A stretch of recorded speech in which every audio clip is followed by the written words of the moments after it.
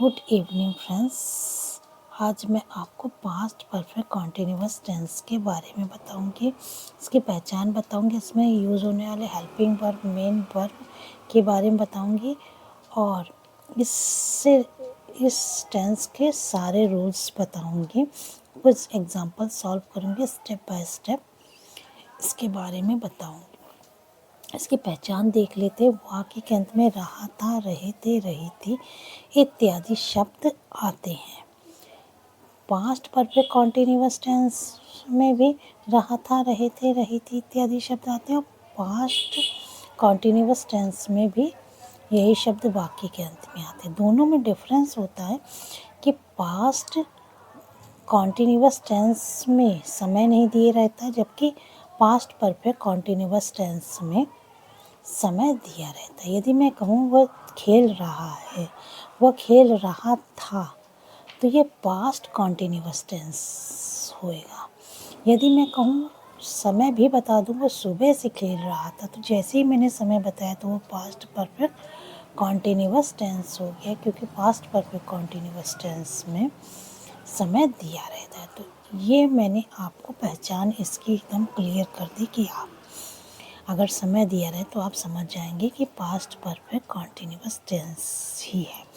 Helping verb की बात कर लें तो हैड बीन हेल्पिंग वर्ब हर सब्जेक्ट के साथ यूज़ होता है। सभी सब्जेक्ट के साथ एक ही हेल्पिंग वर्ब यूज़ होता है, हैड बीन। मेन वर्ब की बात कर लें तो वर्ब की फर्स्ट फॉर्म लगती है और उसमें हम आईएनजी ऐड कर देते हैं।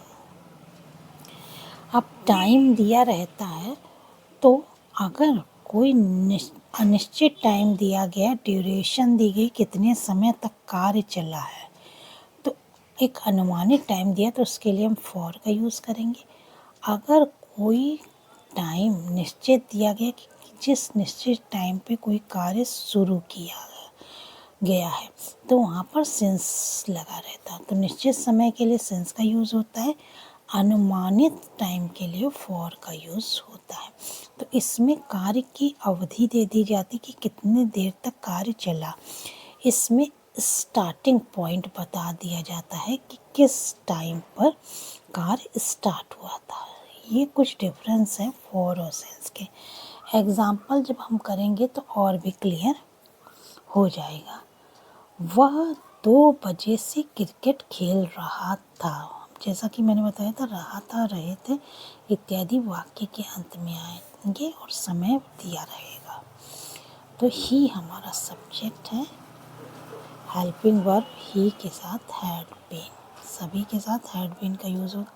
ही हैड बीन। अब खेल रहा की इंग्लिश होती है प्ले। इसमें वर्ब की आईएनजी वाली फॉर्म लगेंगे, प्लेइंग।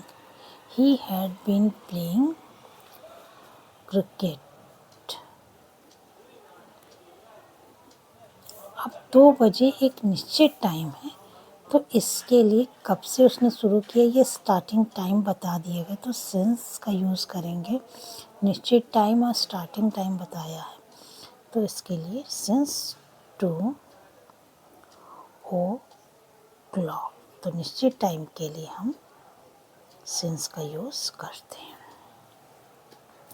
हम आपकी 2 घंटे से प्रतीक्षा कर रहे थे, तो इसमें एक अनुमानित टाइम दे दिया गया है कि कितनी अवधि तक हमने आपकी प्रतीक्षा की, पूरे समय के बारे में बता दिया। तो ये एक अनिश्चित टाइम है, 2 घंटा। इसके से इस बात का पता नहीं चलता कि कितनी देर, लगभग कितनी देर पहले उसने इंतज़ार करना शुरू किया, कितनी देर तक करता। तो अनुमानित टाइम के लिए यहाँ पर हम फॉर का यूज़ करेंगे।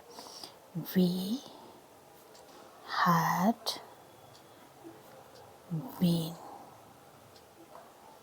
इंतज़ार करने की इंग्लिश होती है वेट। आईएनजी वाली फॉर्म वेटिंग। ऑब्जेक्ट है फॉर यू, फॉर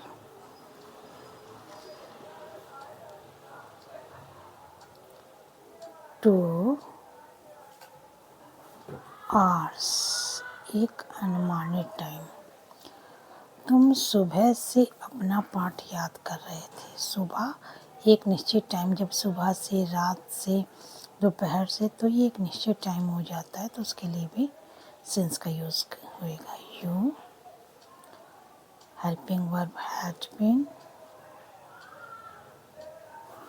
लर्न होता है वर्ब की फर्स्ट फॉर्म, इसमें ing ऐड कर देंगे।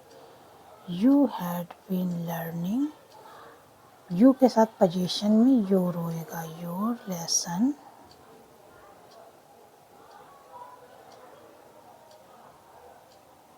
अब निश्चित टाइम है सुबह, तो सिंस मॉर्निंग।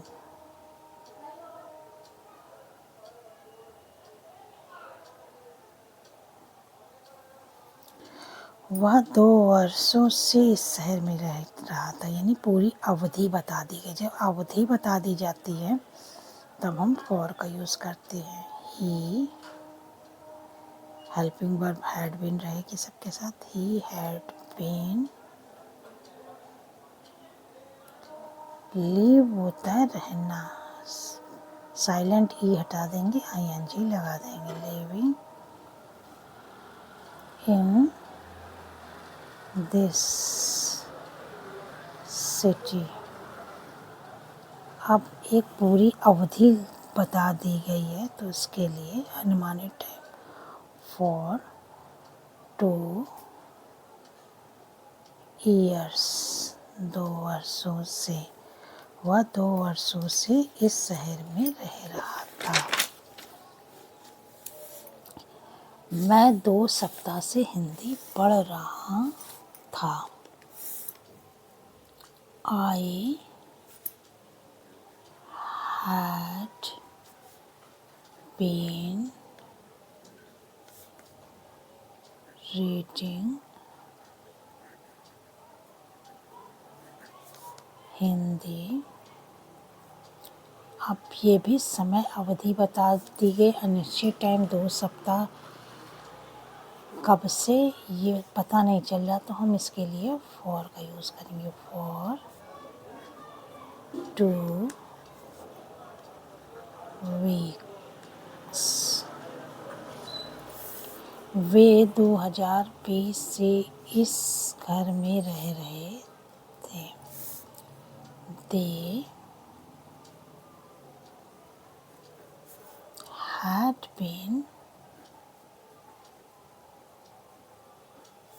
लीव होता है तो ing हो जाएगा। Living in this house. अब यहाँ पर भी एक निश्चित टाइम बता दिया गया है, कि स्टार्टिंग पॉइंट बता दिया गया कब से रह रहे थे, तो सिंस 2020।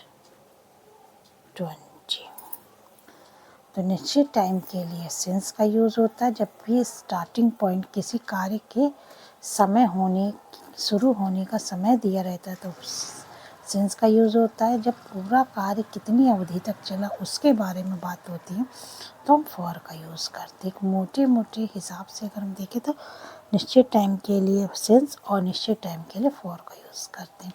तो मैंने आपको पास्ट परफेक्ट कॉन्टिन्यूअस टेंस के बारे में डिटेल में बताया, इसके रूल्स बताए, एग्जाम्पल सॉल्व किए, जिससे स्टेप बाय स्टेप मैंने आपको पूरा इस टेंस के बारे में बताया। यदि वीडियो अच्छी लगे तो लाइक ज़रूर कीजिएगा, चैनल को सब्सक्राइब जरूर कीजिएगा, इस वीडियो को शेयर ज़रूर कीजिएगा। Thank you for watching my video. Have a nice day.